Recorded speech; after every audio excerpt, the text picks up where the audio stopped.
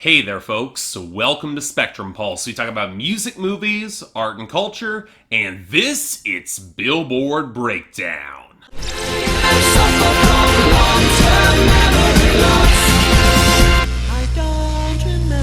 So I'm not saying this week was crazy busy or anything, really wasn't. Outside of a couple notable shifts, most of our new arrivals, they feel pretty minor in the bottom fifth of the Hot 100. But for the first time in a long time, I've got the feeling that the charts are actively starting to shift a little bit in response to some major releases. And I expect that some of the weeks to come, we'll probably see even more of that impact the Hot 100. Well, outside of the top 10, that is. I can't really predict that, especially with our number one as a rock star by Post Malone featuring 21 Savage. It's now solidifying its hold at the top with strong sales, streaming, and consistent airplay gains. Frankly, I'm not seeing any weaknesses for it in sight. And when it comes to the competition, well, Bodak Yellow by Cardi B might be dominant on YouTube, but it seems to have some rather unsteady radio right now, and it lags behind in nearly every other category. And it's a similar case for 1-800-273-8255 by Logic featuring Alessia Cara and Khalid at number 3. More airplay traction than ever, and good streaming and YouTube, but it's still lagging behind, especially on sales. I'd actually probably put more money on Feel It Still by Portugal the Man, which still utterly rules the radio and has got some solid sales. Really, if the streaming picks up faster, I can see this rising higher than number 4. But it's got some competition from Thunder by Imagine Dragons at number 5, which is surging on the radio with even stronger sales, and it's streaming and might actually have a little bit more traction. Hell, it managed to leap over Mijante by J Balvin and Willie William with the remix with Beyonce at number 6, where radio traction is also considerable, and sales did recover, but streaming took a little bit of a hit, particularly in on-demand, so it seems a little bit stalled out as of the moment. Compare this to Sorry Not Sorry by Demi Lovato, rising up to number 7 thanks to a surge across the board that does not seem to be slowing down. Not enough to be a major player, I don't really see this breaking into the top 5, but it will probably have longevity in the top 10, I'd reckon. Jump past Too Good at Goodbyes by Sam Smith, which seemed to falter a little bit down to number 8 as it just got outstripped in radio momentum, although the dip in its sales didn't really help matters either. Then we got something rather strange. Unforgettable by French Montana featuring Sway Lee actually rose up to number 9 despite losses across the board. How the hell does that happen? Well, it ties into the real story in our top 10 this week, the complete collapse of Look What You Made Me Do by Taylor Swift falling down to number 10 as it bleeds in every category but nowhere worse than the radio. Seriously, if you take a look at the statistics on the radio charts, it fell 15 places this week, nearly out of the top 20. Now, why this happened is a much more fascinating question because it's not really clear, we can only speculate. The most likely response to that its radio call-out score showing audience reception were some of the most negative in recent memory. But for a drop this sudden, you have to wonder if Big Machine just stepped up some of the cash flow and the radio programmers just yanked it in response when the cash dried up. Fascinating stuff, and I'll be telling how much harder it will fall in the next coming week. And you know what, here's the thing.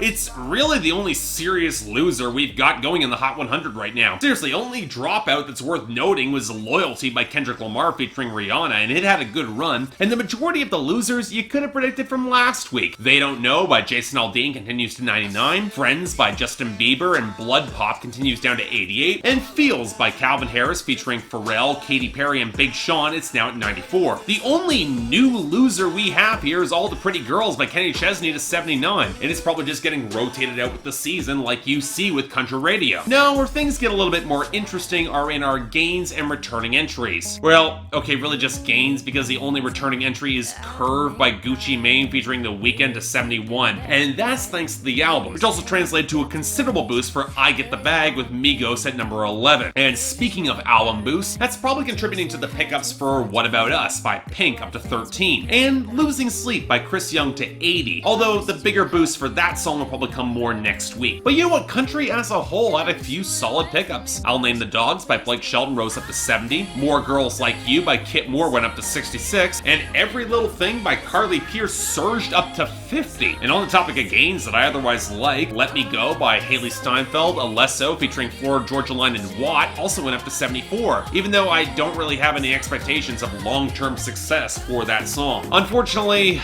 all the gains can't all be winners. Plain Jane by ASAP Ferg continues its surge of momentum up to 61. Go Flex by Post Malone picked up to 76, likely thanks to our current number 1. And more exasperatingly, Love So Soft by Kelly Clarkson went up to 59. Probably thanks to the upcoming album providing traction, but it doesn't make the song any better. Finally, we have, seemingly out of nowhere, Silence by Marshmello featuring Khalid went up to 44. Apparently he had a modestly good sales week, and thanks to already good on-demand streaming, it got a bit of traction to compensate for non-existent radio. Good for it, I guess. But things only seem a little bit stranger when we take a look at our new arrivals, especially starting off with number 98, Ask Me How I Know by Garth Brooks. And if she leave and you won't beg her not to go, ask me how I know. Okay, what is this? Okay, look, I'm a Garth Brooks fan. I've seen him live. He puts on an absolutely terrific show. He was responsible for one of the greatest eras in neo-traditional country. But I have no real request to cover his latest album that came out in late November of last year, and the single which was released in last March. But here's the thing. Garth Brooks, he's got a good enough ear for quality that this was gonna have a leg up right out of the gate, and turns out to be a pretty damn solid country song. The thicker simmer of the bass bounces out pretty well against the very late 90s, early 2000s-esque country string sections that never really quite overwhelmed the main melody. And while Garth Brooks has always been a pretty potent and charismatic singer, I dig a lot of the content as well, speaking to the standoffish, hard-living guys who never really work to understand their own emotions, and when they actually do fall in love and are left behind because they behave like pricks in the relationship, it'll hurt even more. And Garth Brooks is also canny enough to very much include himself in that framing. He probably went through that too. Now, if I were to have any issues with the song, I'm not really wild about some of the writing style. Garth Brooks himself didn't write this, and I've always thought that he's better with songs that give him a little bit more room to really sing, whereas the hook here feels a little bit cluttered in the lyrics. But you know what, overall? Hey, there's a reason why Garth Brooks is as big as he is. And you know what? There's quality here. I'll take it. Number 97, Mayores by Becky G featuring Bad Bunny.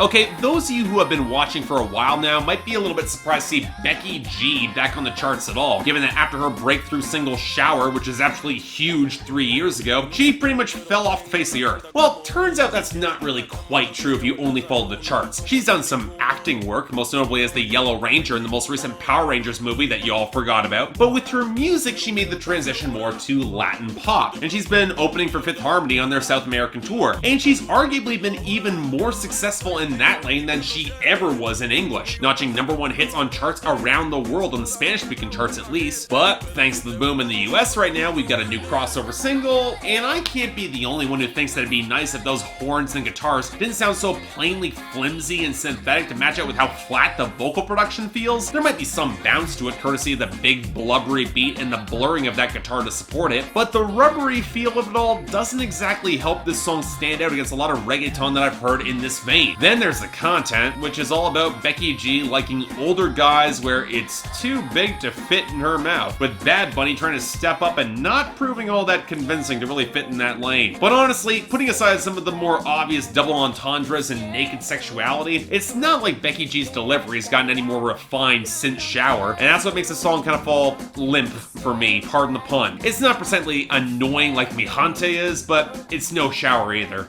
Sorry. Number 96, You Broke Up With Me by Walker Hayes. Nobody's making you watch me get my forget you on. No, girl, can't touch my good as gold.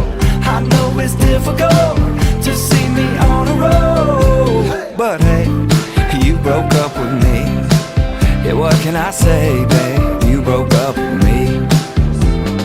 I've been hearing bad buzz about this guy for months now, a fair bit more than any actual music from him, with rumblings suggesting that with the push from producer Shane McAnally, he is somehow making even stupider songs than Sam Hunt. But here's the thing, Walker Hayes has actually been around Nashville for some time. He released a debut album in 2011 and only produced a few very low-charting songs before getting some odd co-writing jobs and finally landing a little bit of traction as a flagship artist for Mick and Allie's revival of Monument Records. Now in his mid to late 30s as a performing artist. And look, I don't begrudge the guy for finally getting his break. Probably feels like a dream finally coming true after over a decade of slogging it out in Nashville. But if the song is lousy, I'm gonna call him on it, and this is not a good track. For one, he's trying to go with this low, oddly breathy baritone for his half-rap delivery, and along with that whistle, it just feels painfully weak. Hell, all the production feels kind of flimsy. A blend of blocky percussion and thin guitars that are trying to sound breezy, but feels more like a sloppily produced demo than anything else. And then we get to the content, which according to Hayes is not about a breakup at all, but instead about being rejected by the Nashville scene. And nope, sorry, not buying this, not one damn bit. Not only does the content make more sense be framed around a breakup, there's little to no subtext to make an alternative meaning make any sort of sense, especially when you're now affiliated with one of the biggest producers working on Music Row, signed to his flagship label. Sorry, the song, it's cheap, it's limp, and again, it's barely even close to what you would consider country music. This sucks, let's move on. Number 95, Stuntin' Ain't Nuthin' by Jxmmi featuring Slim Jxmmi and Young Dolph.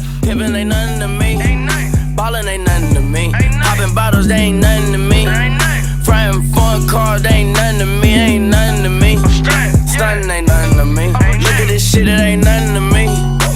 So right now, Gucci Mane's new album has not been added to my schedule on Patreon, and from the sounds of it, while his flow has improved, he's not exactly adding anything new to his scene and his content, which doesn't remotely surprise me, to be honest. Granted, I actually mostly like I Got the Bag, so I was curious about this song, and wow, this is not good either. For starters, I get why Slim Jxmmi is trying to replicate some of Sway Lee's solo success as the other member of Ray Shremmer, but at least Sway Lee is melodic and can roughly stay on the rhythm, whereas Slim Jxmmi is just sloppy here. More reliant on a clunky, swamped out beat and a plucked tone that barely even fits against that. Doesn't even really fit with the cadence of the song. And considering that handles both the first verse and the hook, Slim Jxmmi almost becomes more of its song than Gucci's, which isn't exactly good because apparently Slim Jxmmi can't even reference the right developer of the NBA 2K franchise in between all the flubbed rhymes. Now to be fair, Gucci is better, but he's got the shortest verse, and Young Dolph then manages to step in with a simpler flow that somehow flubs even more rhymes. It's a complete mess of a song. I can't endorse this. Probably not a good sign for the album.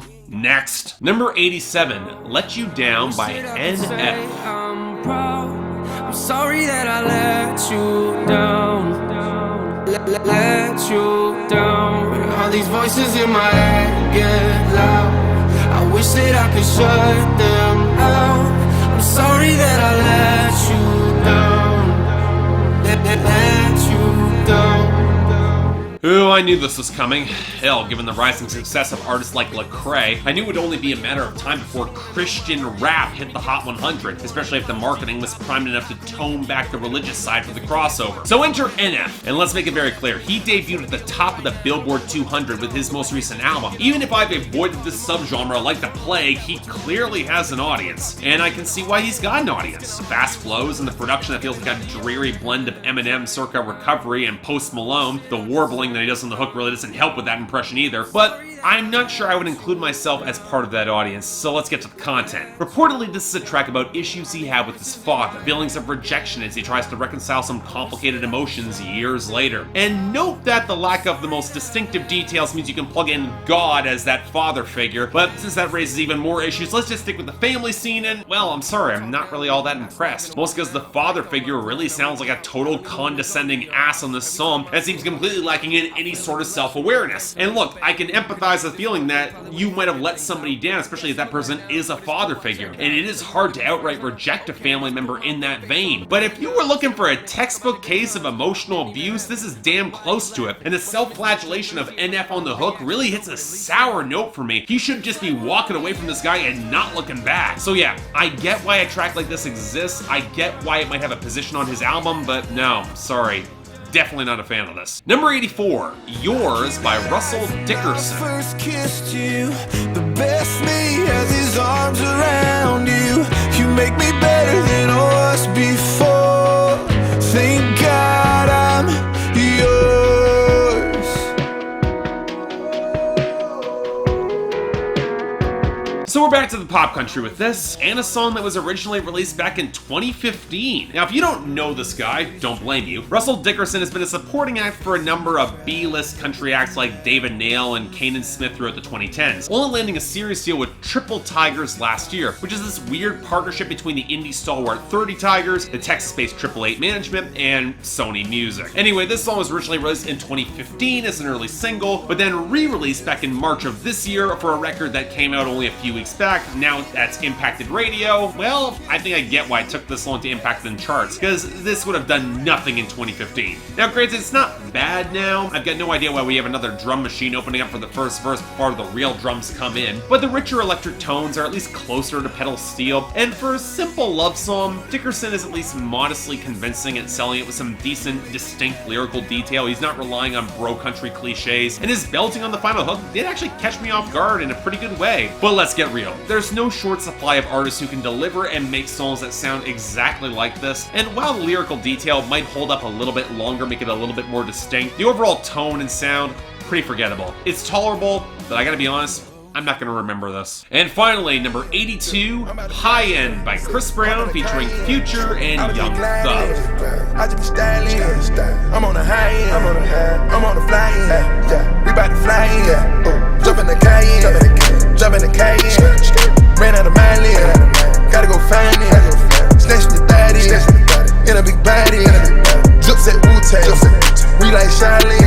Okay, I want to make something abundantly clear to the people who keep asking me to cover this track. Just because Chris Brown is continuing to release new singles doesn't mean I've got any desire or obligation to review that upcoming double album. Now, to some extent, that's out of my hands. Patreon votes drive the schedule more than anything, and the album's not on the schedule, but you can be damn certain that I'm going to be voting for literally anything else. But that doesn't mean songs aren't going to show up on the Hot 100, and so we got his collaboration with Future and Young Thug, and who the hell told Chris Brown that he should try to mumble rap in his absolutely gross auto-tune bat nasal flow? But that's really all the song is. One verse apiece from each artist, no hook, with Future sounding more drained of ideas than ever as he just repeats lines, and Young Thug stuck against production that gives him nothing to really work with in delivery or his content. Now, to be fair, the production I actually think is pretty decent. I like the hollow wiriness of the main synthesizers against the thicker rumble, the bass, and the trap beat, but it can't disguise the fact that it would probably sound better against an artist who could take the darker tones in more twisted or even violent directions, not the vapid luxury porn flexing that can't even fake that subtext. This song, it's saved from being a lot worse by that production, which I actually kind of like, but still, it should be so much better with a lot less Chris Brown on it. But you know what, that was our week,